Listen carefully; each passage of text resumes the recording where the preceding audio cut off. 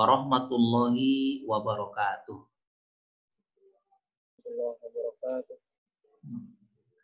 Alhamdulillahilladzi ja'ala Ramadan syahrus siyam wa syahrul ibadah alladzi unzila fihi al-Qur'an hudan lin-nasi wa bayyinatin minal huda wal furqan. Asyhadu an la ilaha illallah wahdahu la syarikalah wa asyhadu anna Muhammadan abduhu wa rasuluh khataman nabiyyin la nabiyya ba'dah. Amma ba'd. Bapak Ibu, terkhusus jamaah Masjid Al-Ikhlas BSD yang dirahmati Allah, alhamdulillah hingga detik ini kita masih dipertemukan Allah walaupun via Zoom, ya. Mudah-mudahan tidak mengurangi indahnya silaturahmi di antara kita. Dalam situasi yang memang belum pernah kita alami sebelum-sebelumnya, situasi di mana kita harus di rumah, stay at home dalam waktu yang tidak tahu sampai kapan seperti ini. Kadang-kadang kita baca informasi dari mana-mana, serba tidak ada kepastian memang informasi sampai kapan. Kadang-kadang ada informasi yang mengatakan, oh ini bisa sampai akhir tahun. Kita hitung-hitung akhir tahun itu masih 6-7 bulan gitu ya. Sedangkan yang 1,5 bulan atau 2 bulan ini saja terasa sudah lama sekali. Justru ada yang mengatakan sampai setahun, 2 tahun. Mudah-mudahan itu informasi yang tidak benar. Tapi apapun yang terjadi, insya Allah itu merupakan bagian dari takdir Allah. Insya Allah kita sebagai orang yang mengaku beriman kepada Allah, terima takdir. Tanda orang yang beriman itu menerima takdir Allah. Itulah kekuatan iman. Pernah sahabat ditanya sama Rasulullah, apa kamu sudah beriman? Sudah ya Rasulullah. Apa tanda-tanda orang yang beriman? Kata Rasulullah bertanya, ternyata ada sahabat yang menjawab, tanda-tanda orang yang beriman itu ya Rasulullah, nashkuru birroho, katanya. Kami selalu mensyukuri rahman Allah. Wa nasbiru alal bala, dan kami selalu bersabar atas ujian yang menimpa kami. Kemudian yang ketiga, wa nardo bil qada. Ya, kami ridha dengan apapun yang ditakdirkan Allah kepada kami. Kata Rasulullah, benar, itulah tanda orang yang beriman. Insyaallah kondisi COVID-19 virus corona ini insyaallah membuat kita semakin dekat kepada Allah, kita ridho dengan takdirnya, kita sabar atas ujiannya. Insya Allah, ya, kalau kita menyingkap nikmat-nikmat Allah yang diturunkannya kepada kita, apapun ujian yang kita hadapi, insya Allah bisa kita hadapi dengan penuh sabar. Baik, Bapak Ibu yang dirahmati Allah, mudah-mudahan suara saya bisa didengar jelas ini ya, insya Allah. Sebagaimana yang diumumkan bahwa materi kultum kita pada hari ini mempertahankan atau memelihara status muttaqin, ya. Saya pilihkan materi ini karena kita ini sudah di penghujung Ramadan. Ya, seperti kita ketahui, tujuan daripada berpuasa itu kan menjadi insan yang bertakwa. Mudah-mudahan ya kita anggap ini sudah di penghujung. Insya Allah kita semuanya meraih status orang yang bertakwa itu. Insya Allah. Amin. Amin ya Rabbal Alamin. Tapi tetap saja, kalau kita sudah meraih status muttaqin itu, ya kita harus bisa mempertahankan itu. Ya, kalau tidak bisa kita pertahankan, status muttaqin itu ya bisa lepas. Ya, kita banyak mengetahui puasa ini adalah madrasah, tempat kita berproses. Puasa ini adalah tempat kita disekolahkan, dikursuskan selama 1 bulan. Nah, apakah kita sungguh-sungguh orang yang mendapatkan status muttaqin itu dilihat nanti setelah puasa berakhir, kan begitu. Ukurannya nanti setelah berakhir. Apapun perintah Allah, jenis ibadah apapun, apakah puasa, apakah sholat, misalnya, apakah melaksanakan haji, itu semuanya adalah formalitas. Syariatnya dikerjakan, tapi hakikatnya kita puasa sepanjang hayat sebenarnya. Puasa sepanjang umur. Nah, Ramadan ini adalah tempat kita dilatih, tempat kita belajar. Nah, ternyata Bapak Ibu yang dirahmati Allah, hakikat puasa itu kan sebenarnya supaya kita melakukan hal yang memang biasa dilakukan Allah. Walaupun memang sedikit sekali yang bisa kita lakukan ya. Tapi Allah memerintahkan kita berpuasa itu tidak lain dan tidak bukan supaya kita mendapatkan vitamin, ya, kita mendapatkan amunisi dalam diri kita ini, bahwa hakikat tertinggi dari diri kita adalah ruhani. Jadi puasa ini sesungguhnya adalah vitamin bagi ruhani kita. Ketika kita disuruh berpuasa oleh Allah, sebenarnya Allah ingin membuka berbagai macam rahasia-rahasia.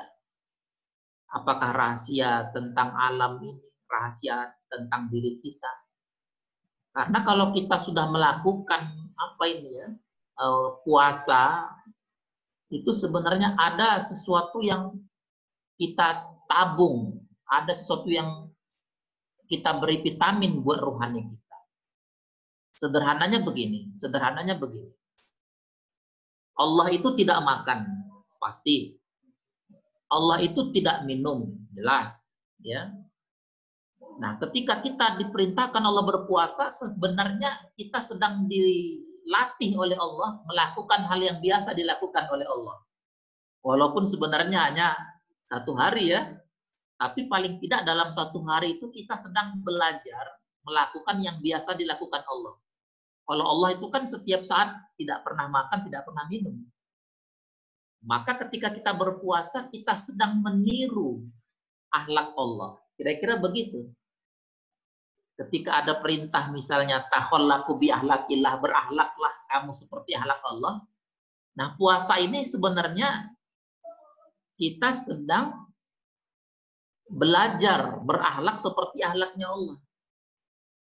Makanya supaya kita sangat dekat dengan Allah, kita melakukan hal yang biasa dilakukan Allah walaupun sebentar sekali dibandingkan Allah, gitu ya. Biar kita lebih dekat dengan Allah, kita disuruh berpuasa. Sebuah persahabatan yang erat, sebuah pertemanan yang sangat kuat, biasanya itu karena ada persamaan hobi. Secara psikologis kita bisa sangat dekat dengan teman kita itu karena ada kesamaan kebiasaan atau kesamaan hobi. Misalnya sama-sama senang main bola, sama-sama senang main catur, sama-sama senang ke majelis taklim. Nah, lama-lama kita jadi dekat karena ada kesamaan secara psikologis, kesamaan kebiasaan. Nah, sebenarnya tujuan Allah memerintahkan kita puasa itu supaya sedikit paling tidak kita syarat untuk kita mendapat ijazah untuk dicintai Allah, untuk dekat dengan Allah. Kira-kira seperti itu. ada sifat Allah yang kita miliki saat kita berpuasa. Apa sifat Allah yang kita miliki? Al-istighna. Apa itu al-istighna? Saat berpuasa itu kita sedang tidak butuh dengan makan. Walaupun fisik kita sangat butuh dengan makanan, tapi begitu kita berpuasa, kita tolak makanan. Dengan menolak makanan itu, kita menjadi orang yang sangat kaya, tidak butuh dengan makanan. Sementara sifat tidak butuh dengan makanan itu adalah bagian dari sifat Allah. Mudah-mudahan puasa ini sungguh-sungguh melatih kita untuk dekat dengan Allah. Ya, baik, masuk kepada tema utama. Seperti yang kita selalu baca di dalam ayat Al-Quran. A'udzubillahi minasyaitonirrajim. Bismillahirrahmanirrahim. Ya ayyuhalladzina amanu kutiba alaikumusiyam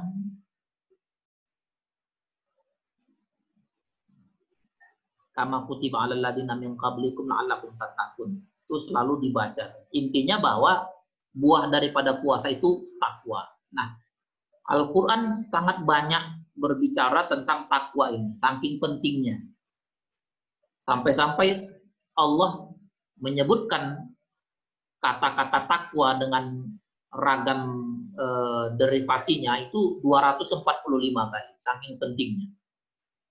Saking pentingnya, sehingga para mufasir banyak menerjemahkan takwa itu adalah integrasi daripada Islam, iman, ihsan. Ketika itu bergabung, ketiganya bergabung, maka jadilah takwa. Begitu pentingnya status orang yang bertakwa itu. Tetapi kalau kita buka di dalam surat Ali Imran ayat 133 itu, sebenarnya ada di situ disebutkan tanda-tanda orang yang bertakwa. Ya, nanti dibuka itu surat Ali Imran ayat 133.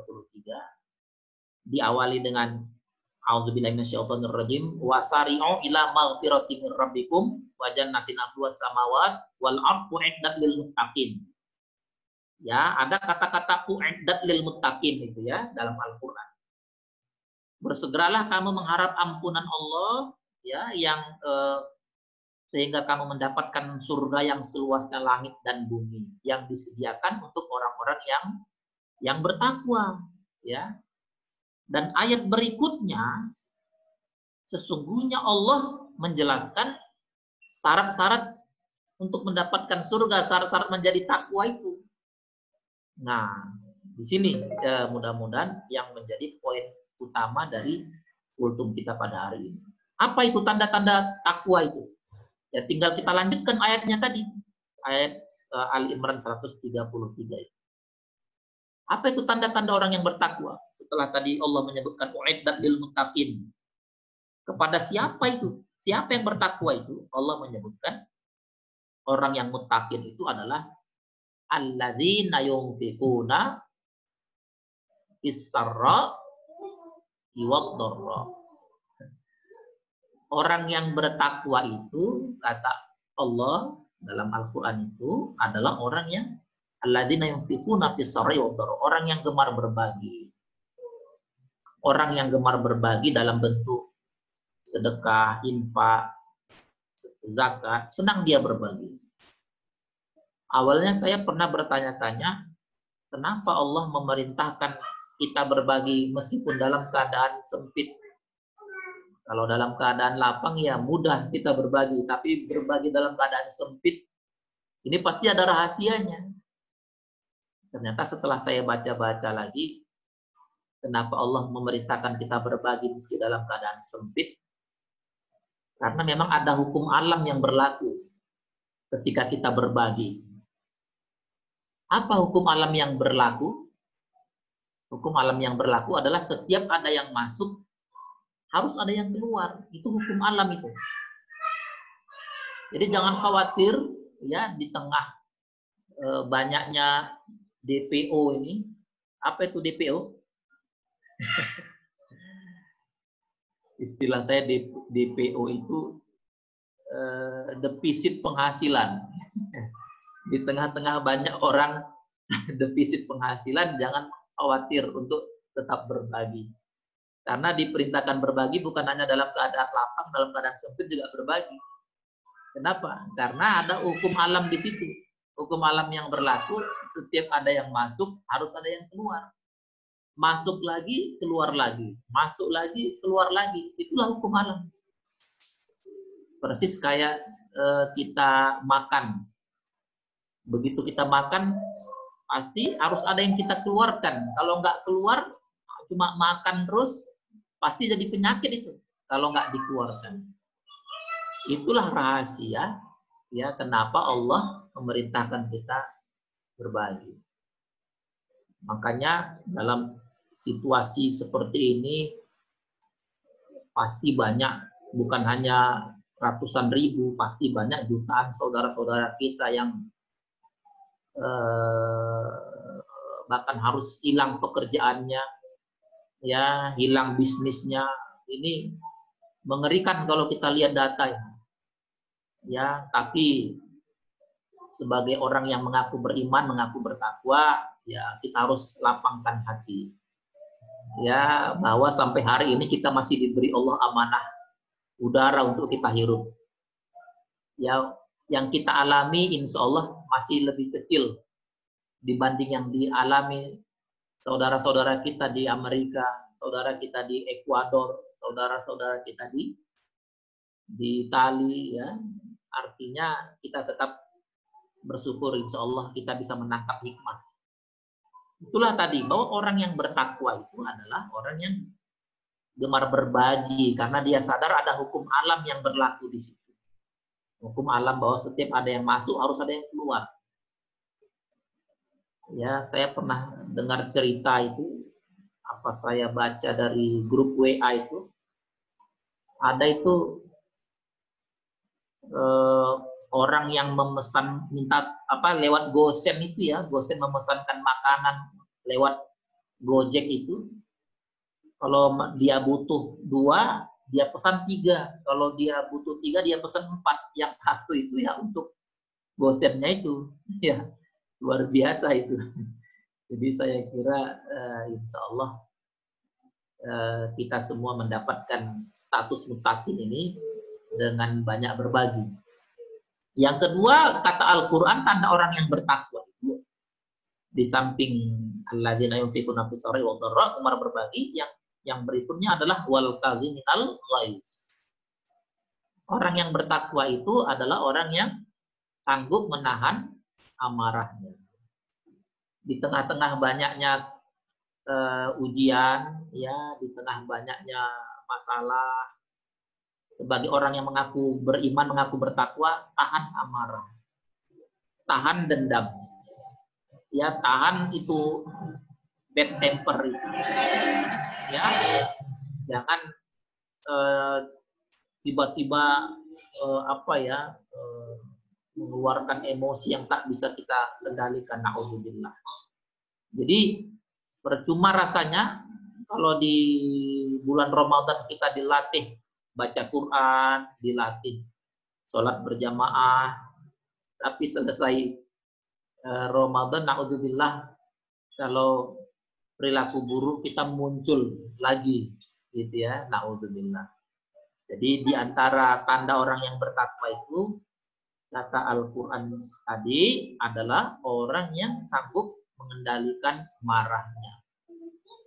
Ya, kadang-kadang memang ada saja hal yang membuat kita marah, tapi insya Allah kita bisa kendalikan. Karena nggak akan selesai-selesai itu. Disitulah setan masuk, gimana orang digoda supaya apa istilahnya, mengeluarkan marahnya sejadi-jadi. Wah, itu iblis itu senang betul itu kalau kita sempat mengeluarkan rasa amarah kita, ya, sampai kita nggak bisa mengendalikannya. Kemudian yang ketiga,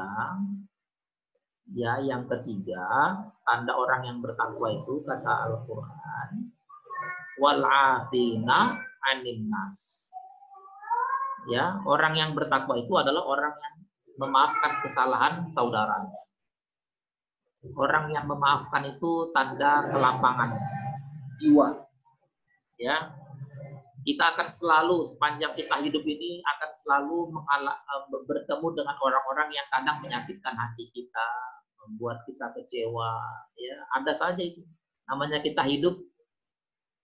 Ya, dalam skala global ada sampai sekarang ini bagaimana umat Islam itu dibully terus oleh media-media di barat itu misalnya. Bagaimana di Eropa, di Amerika itu mereka menghabiskan dana yang begitu besar untuk membuli Islam. Ada dananya itu. Nah, tapi untuk apa kita marah? Nggak produktif juga. Gitu. Ya, kalau kita terlalu sering marah, membuat kita nggak cerdas gitu. Ya, saya membaca bagaimana itu munculnya Islamofobia di Eropa, di Amerika itu mengerikan, itu dana yang mereka habiskan untuk membentuk opini bahwa umat Islam itu memang inferior, ya.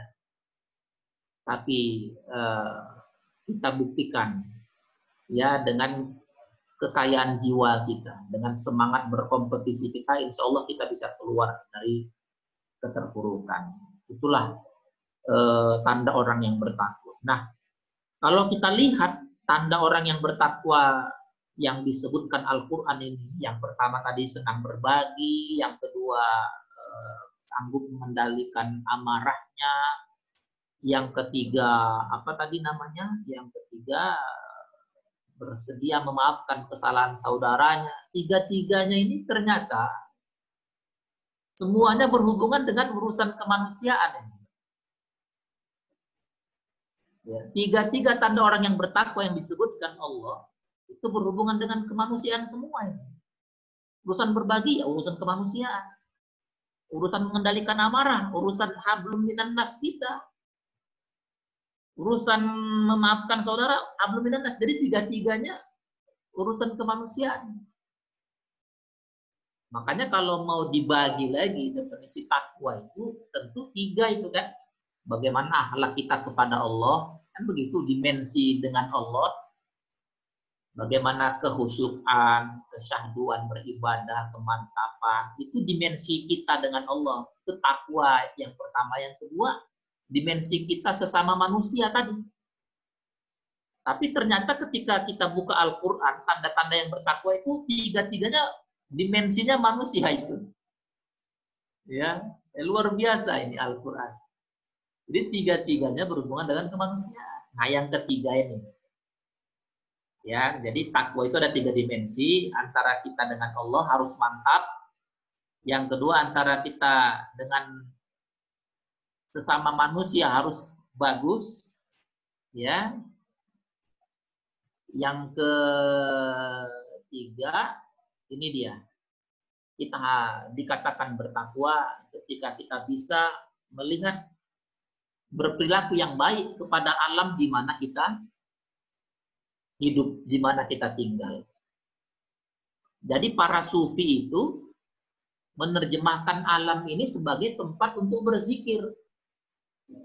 Ya, begitu mereka melihat udara yang selalu mereka bisa hirup, subhanallah. Walhamdulillah. Jadi alam ini tempat untuk berzikir. Nah, itu tanda orang yang bertakwa itu begitu, menjadikan alam ini tempat berzikir. Kadang-kadang hidup terlalu sering terburu-buru. Kita minum, nggak ingat airnya dari Allah. Hidup terlalu tergesa-gesa, kita bernapas lupa. Kalau udara yang kita hirup itu adalah sapaan Allah. Tapi kita lupa sama Allah. Itu berarti akhlak kepada alam ini buruk. Ini. Coba kita lihat misalnya nama-nama surat dalam Al-Quran itu banyak diambil dari nama-nama alam. Al-Fil. Apa itu Al-Fil? Gajah. Gajah itu kan bagian dari alam itu. Ada Al-Ankabut, laba-laba ya. Ada An-Namal, ada An-Nahal. Dan banyak lagi nama-nama surat yang lain yang diambil dari nama-nama alam. Supaya lewat alam ini kita dekat dengan Allah. Karena alam ini adalah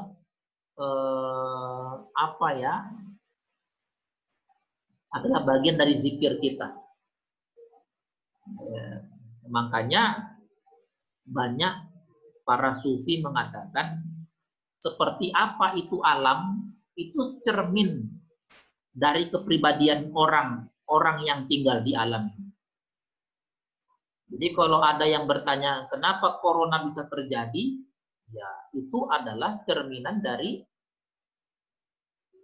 rusaknya spiritualitas manusia. Bagaimana rusaknya spiritualitas manusia, alam jadi rusak karena dia cermin dari sisi spiritualitas kita. Kalau di dalam diri kita itu menyimpan kerakusan, ketamakan, keirian, kedengkian, hidup boros, rakus, tamak, ya alam ini ya jadi rusak dia. Ya, kenapa corona bisa datang? Tentu corona juga bagian dari alam supaya kita melakukan tadabbur kepada alam ini. Apa yang sudah kita lakukan terhadap alam ini? Jangan-jangan memang kita udah kehilangan akhlak kita kepada alam. Nah, orang yang bertakwa itu adalah orang yang menjadikan alam ini tempat dia berzikir dan bertadabbur. Mengutip ucapan seorang sufi, apa katanya? Alam ini sudah berdarah-darah. Alam ini sudah terluka-luka. Menderita dia. Ya, oleh karena tangan-tangan manusia yang tidak pernah terpuaskan. Oleh karena tangan-tangan manusia yang tidak pernah cukup. Ya, boleh jadi ya datangnya corona ini ya itu adalah untuk membuat kita semakin sadar akan rakusnya kita ini manusia. Corona nggak perlu pakai senjata, nggak perlu pakai senjata seperti pesawat tempur, nggak perlu pakai apalagi tank gitu ya, nggak perlu pakai bazooka atau secanggih apapun. Corona nggak perlu pakai itu untuk memporak-porandakan manusia. Dia nggak perlu tinggal di rumah-rumah megah, nggak perlu dia tinggal di hotel-hotel, ya. Tapi ukurannya yang kecil bisa memporak-porandakan.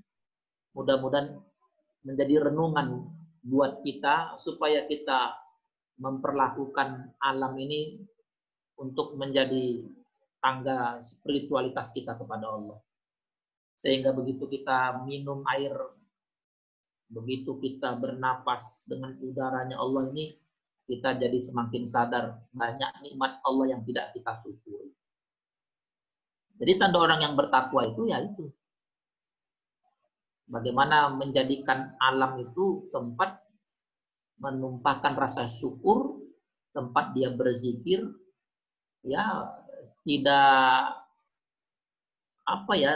boros, hidup bersih.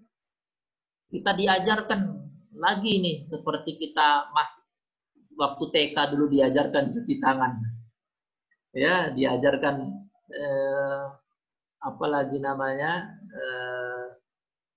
bersih-bersih diri. Itu sebenarnya menyimpan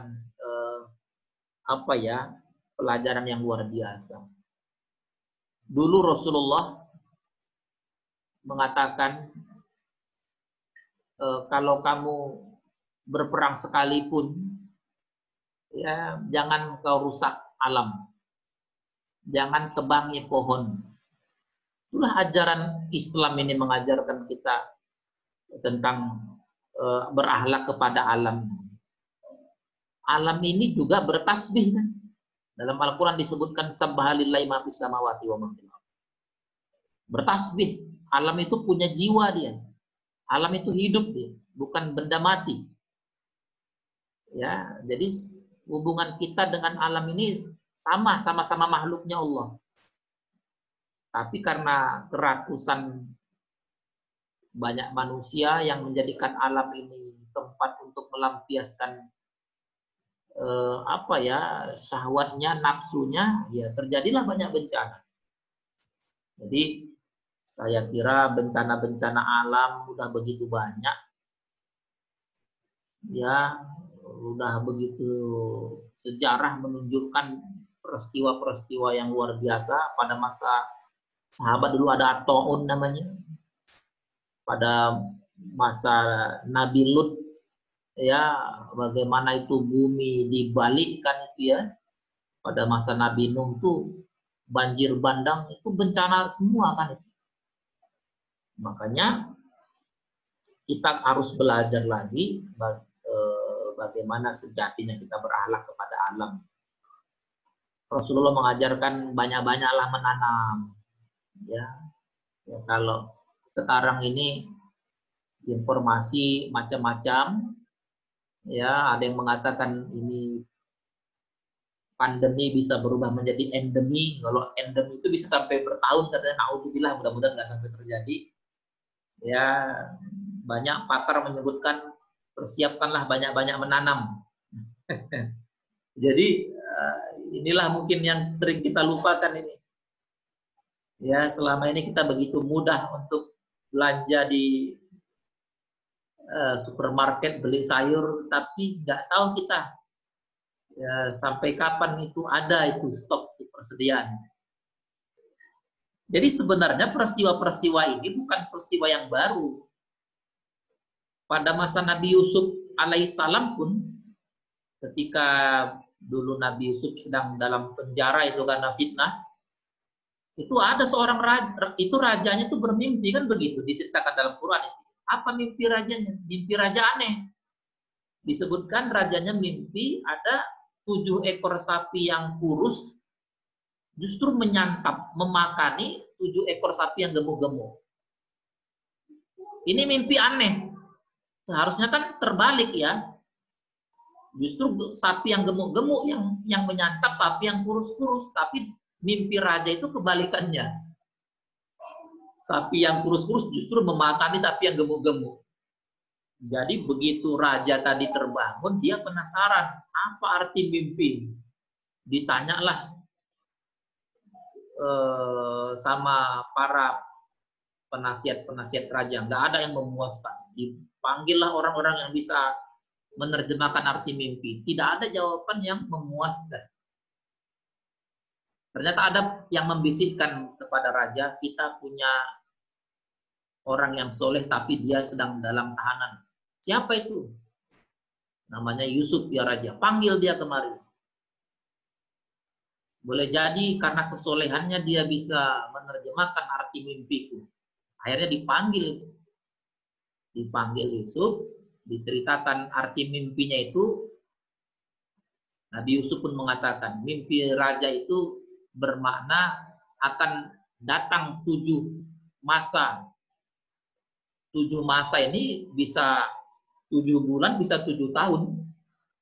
Tidak dijelaskan secara detail dalam Al-Quran, tapi akan datang 7 masa, kata Nabi Yusuf, masa paceklik, masa kekeringan. Karena itu sebelum tiba masa kekeringan itu, suruhlah rakyat menanam. Ya, begitu mereka tanam, tiba masanya memanen, hasil panen itu disimpan di logistik, di gudang-gudang makanan. Disimpan, disuruh rakyat itu hidup hemat. Wah, ini masuk akal sekali nih mimpi, tafsir mimpi dari Yusuf ini. Akhirnya saat itu raja memerintahkan rakyatnya untuk menanam sebanyak-banyaknya, kemudian setelah panen disimpan di gudang-gudang makanan. Persis sekali benar-benar terjadi apa yang dikatakan Nabi Yusuf. Datanglah masa kekeringan, masa paceklik itu ya, tidak ada lagi yang bisa tumbuh.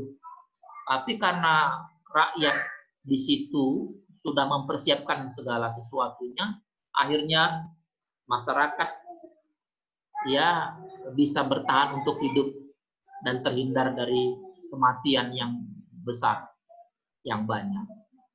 Saya kira luar biasa ini. Ini kejadian-kejadian yang begini. Sampai-sampai ada yang mengatakan dosa pertama yang dilakukan manusia itu adalah merusak alam. Ya, ada yang mengatakan, ada ulama yang mengatakan ketika Nabi Adam alaihissalam tinggal di surga dan Nabi Adam melanggar larangan Allah itu ya, memakan buah khuldi, dan itu adalah bagian dari dosa kepada alam. Ya, jadi akibatnya ya harus diusir dari surga. Tapi tetap ada hikmahnya. Kenapa Nabi Adam diletakkan di surga dulu? Supaya ketika turun ke dunia, Nabi Adam dan anak cucunya, kita ini anak cucu Adam ini, bisa menjadikan dunia ini seperti surga. Ya, dengan apa? Dengan rajin menanam, dengan banyak pohon-pohon, bunga-bunga yang bisa kita tanam, air kita pelihara biar tetap bersih. Ya, coba kita bayangkan kalau alam ini mengamuk seperti kita rasakan sekarang ini, datang corona, sehingga kebiasaan kita di bulan suci Ramadan bersama-sama berjamaah tak bisa kita laksanakan dengan baik. Itulah akibat bagian daripada dosa-dosa kepada alam. Ini bagian dari takwa. Jadi benar luar biasa ketika Rasulullah mengatakan kalau kamu menanam pohon dan pohon itu bisa dinikmati orang lain, apakah dari buahnya atau dari tempat berteduh, itu menjadi pahala amal jariah. Bahkan dalam hadis yang lain Rasulullah mengatakan, kalau kamu tidak menanam dan esok kamu ketahui akan terjadi hari kiamat, jangan tunda, tetap tanam. Saking pentingnya itu kita disuruh untuk menguatkan, menghidupkan alam ini dengan banyak menanam. Itulah akhlak seorang hamba Allah kepada alam. Jadikan alam ini sebagai tangga spiritual, tempat kita berzikir. Alam ini adalah cermin keindahan Allah. Jangan sampai kita lupa bagaimana alam ini tempat kita pertama terlahir, kita di alam.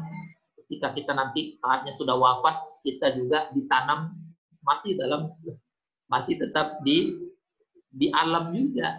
Jadi alam ini luar biasa menjadi tempat kita bertafakur.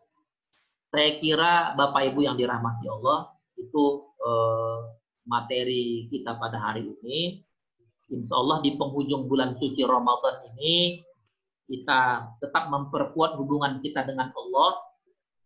Yang kedua, kita bagus hubungan kita dengan manusia. Ya, ini penting sekali. Sampai tadi 3 tanda orang yang bertakwa, ketiga-tiganya berurusan manusia. Dan yang ketiga, bagaimana halal kita kepada alam ini, di mana alam ini sejatinya membuat kita semakin rajin berzikir, membuat kita banyak bertadabbur dan bertafakur lewat alam ini. Itu tanda takwa yang ketiga. Insya Allah takwa ini bisa kita pelihara. Status takwa ini di penghujung Ramadan ini bisa kita praktekkan setelah nanti Ramadan berakhir. Disitulah akan terlihat apakah kita bisa mempertahankan ketakwaan. Saya kira demikian Pak Bagus Utomo ya hari ini hostnya.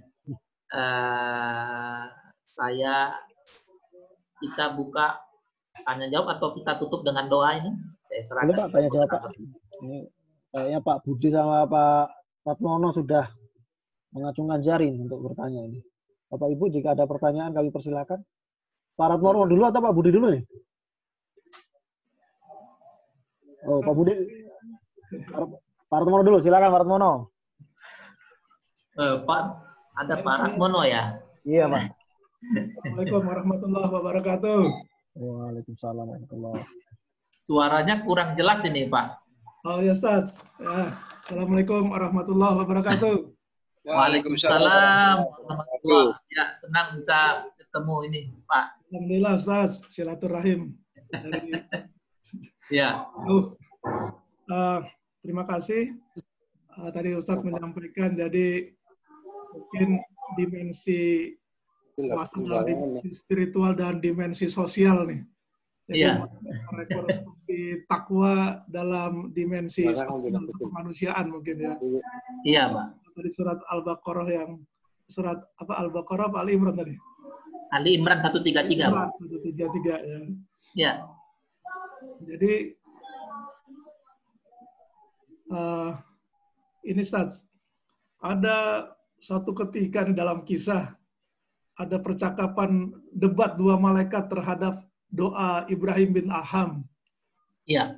Jadi doa Ibrahim bin Adham itu menjadi tidak makbul sehingga akhirnya terjadi kisah jihad karena sebuah kurma gitu katanya. Iya.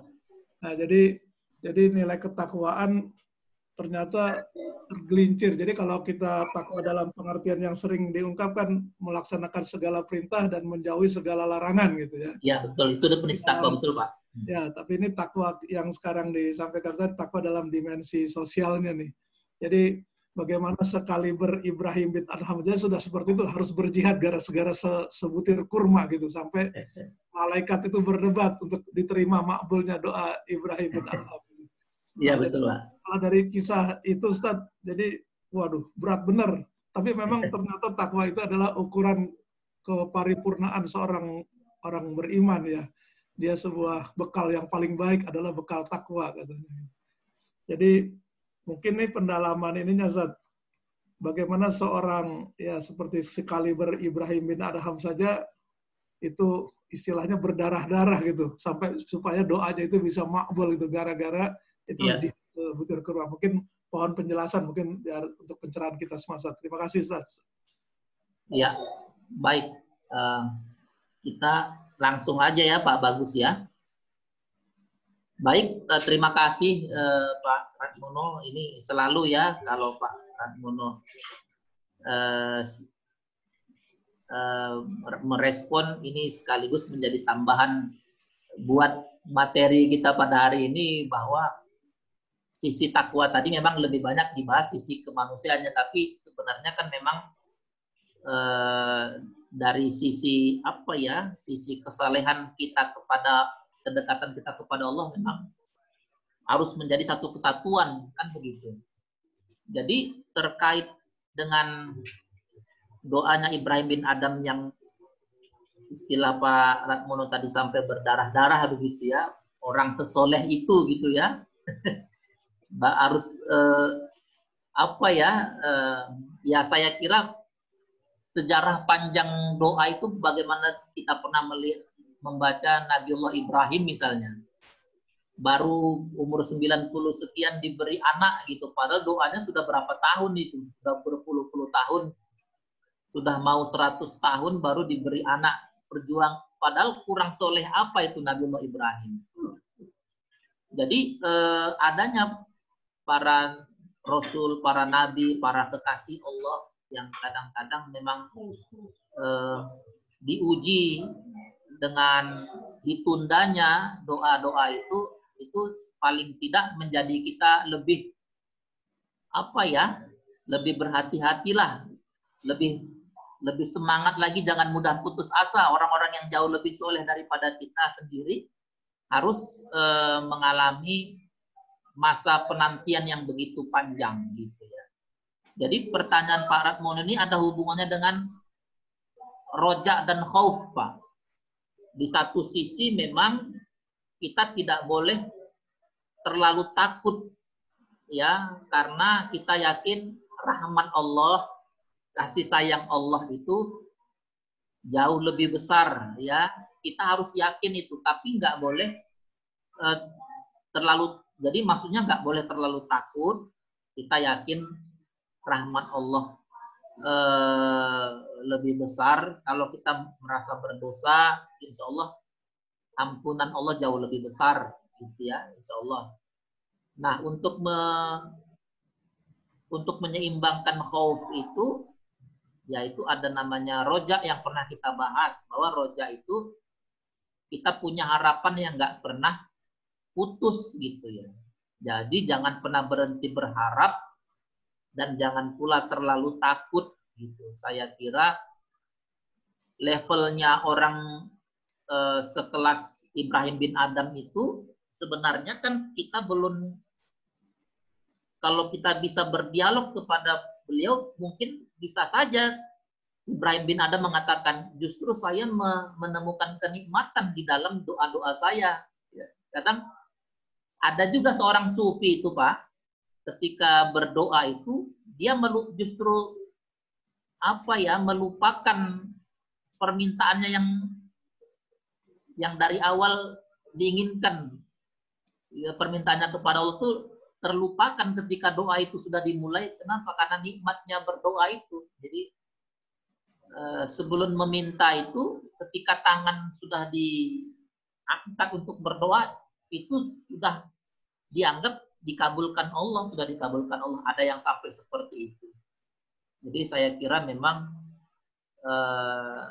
perilaku atau akhlak para sufi itu memang ada yang begitu, justru merasakan sangat dekat dengan Allah ketika mereka berdoa.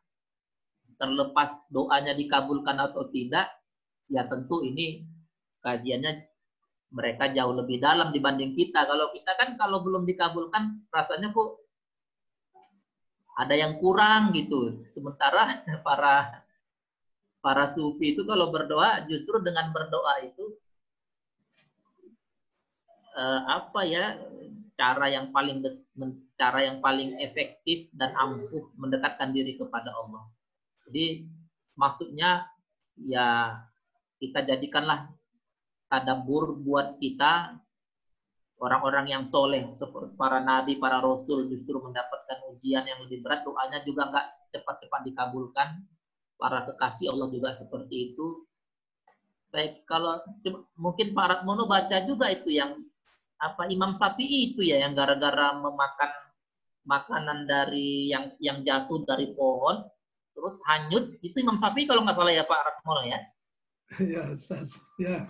Saya kayaknya iya gitu. Jadi begitu dia makan, dia pikir wah ini belum tentu mendapatkan izin dari yang punya buah. Padahal kan kalau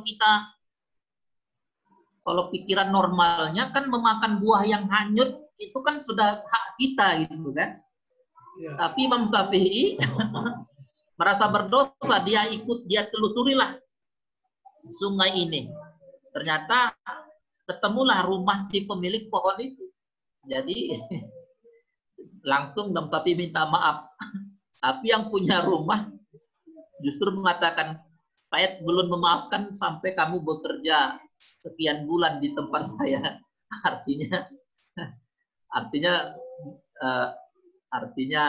ya begitulah. Saking ingin menjaganya itu Pak, takut kalau ada yang tidak halal, jadi harus melakukan yang begitu. Mudah-mudahan ini menjadi kehati-hatian kita dan membuat doa-doa kita jadi lebih khusyuk.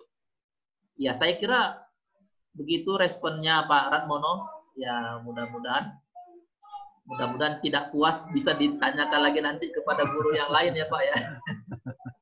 Ya jadi gini Ustaz. Iya gimana Pak? Itu Ibrahim bin Adham selesai ibadah haji dia. Iya. Ibadah haji dia pergi ke Masjidil Aqsa. Iya. Nah, sebelumnya dia beli kurma, ada satu kurma yang jatuh gitu. Nah, siapanya itu bagian dari timbangannya sehingga dia langsung makan. Nah, pada saat dia berdoa di Masjidil Aqsa, dia malamnya bermimpi bahwa doanya tidak makbul gara-gara satu kurma itu tadi. Mencari jual kurma yang sudah meninggal. Hancur dong. Iya Pak. Kalau dikirim dari sini udah hancur. Jadi hampir sama dengan cerita buah yang hanyut di sungai tadi. Itu punya temanku di Surabaya, dia bikin ikan. Ya, saya kira ceritanya mirip-mirip. Mungkin Bapak baca juga yang Selilit Sang Kiai itu Pak ya. Yang hancur kalau dikirim ke sana. Terima kasih Sas. Yang saya kira ceritanya mirip-mirip yang cerita Selilit Sang Kiai, di mana seorang kiai hanya karena mematahkan ranting pagar tetangganya untuk membersihkan giginya yang ada terselip daging, itu ternyata menjadi masalah itu ketika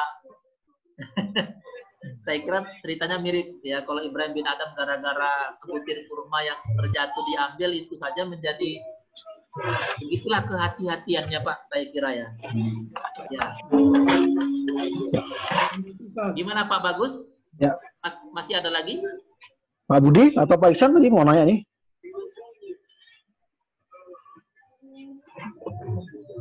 Ya Pak Budi silakan. Assalamualaikum. Assalamualaikum Pak Ustadz. Waalaikumsalam. Waalaikumsalam warahmatullahi wabarakatuh. Singkat aja Pak Ustadz, mengenai takwa ini, apakah mau nanyakan indikasi takwa? Apakah memang orang yang sholat, puasa, zakat, haji, dan yang lain-lainnya itu termasuk orang-orang yang bertakwa, atau ada indikasi yang memberikan seperti tanda-tanda begitu loh. Itu aja Pak Ustadz. Terima kasih. Assalamualaikum warahmatullahi wabarakatuh. Ya, waalaikumsalam warahmatullahi wabarakatuh. Saya kira tadi sebagian sudah dipaparkan ya Pak, bahwa takwa itu adalah gelar yang sangat tinggi yang diberikan Allah kepada hamba-hambanya yang memenuhi syarat-syarat tertentu, sampai Allah berfirman, wa may yattaqillah yaj'al lahu makhraja. Siapa yang bertakwa akan dikasih jalan keluar. Dalam ayat yang lain akan dimudahkan urusannya, atau diberi rezeki yang tak terduga-duga. Itu kan luar biasa itu. Tapi tentunya harus memenuhi syarat-syarat itu. Jadi syarat-syarat itu adalah tidak sekali isi kemudian selesai begitu. Jadi dia seperti sesuatu yang dilakukan secara terus-menerus. Gitu. Kan kalau definisi sederhananya kan Pak, takwa itu adalah al-khauf minal jalil, takut kepada Allah, ya, selalu diawasi oleh Allah, kira-kira seperti itu, takut kepada Allah. Tapi takutnya kepada Allah tentu ya dengan cara seperti yang disebutkan Pak Ratmono tadi, mengerjakan apa yang diperintahkannya dan meninggalkan segala yang dilarangnya. Sehingga pantaslah takwa itu lebih tinggi dia daripada sekedar Islam, daripada sekedar iman. Takwa itu lebih tinggi karena takwa itu adalah gabungan dari semuanya itu, gabungan daripada iman, gabungan daripada Islam itu. Sehingga jadi kalau syarat-syaratnya itu kan tadi yang 3 itu sudah disebutkan Pak sebagian. Misalnya dia senang berbagi, ya, senang memaafkan, ya apalagi tadi bisa mengendalikan amarahnya, yaitu secara hubungan kemanusiaannya. Kalau hubungannya dengan Allah ya tentu ibadahnya sangat khusyuk, ya penuh hatinya itu bersih, ya hatinya ikhlas, kira-kira seperti itu Pak. Hatinya ridho, ya sabar. Ya kalau bicara khusyuk panjang lagi, ya, artinya itu bagian daripada tanda orang yang bertakwa Pak. Saya kira begitu Pak Budi. Ya. Terima kasih Pak Ustadz. Ya sama-sama Pak. Jazakallah khairan. Penjelasan Pak Ustadz lengkap sekali. Pak Iksan dari nanya apa tadi Pak Iksan? Cukup Pak Bagus, cukup. Oh, ya tadi ya. Kayak ada diwakili oleh Pak Budi tadi. Baiklah. Mungkin hanya waktu membatasi kita. Terima kasih sekali lagi atas kehadiran Ustadz Bambang Irawan. Ya. Namun sebelum menutup acara ini, mohon kiranya memimpin doa untuk keselamatan kita yang lahir nanti dan selamat di dunia juga. Kami persilakan Bapak Bambang Irawan.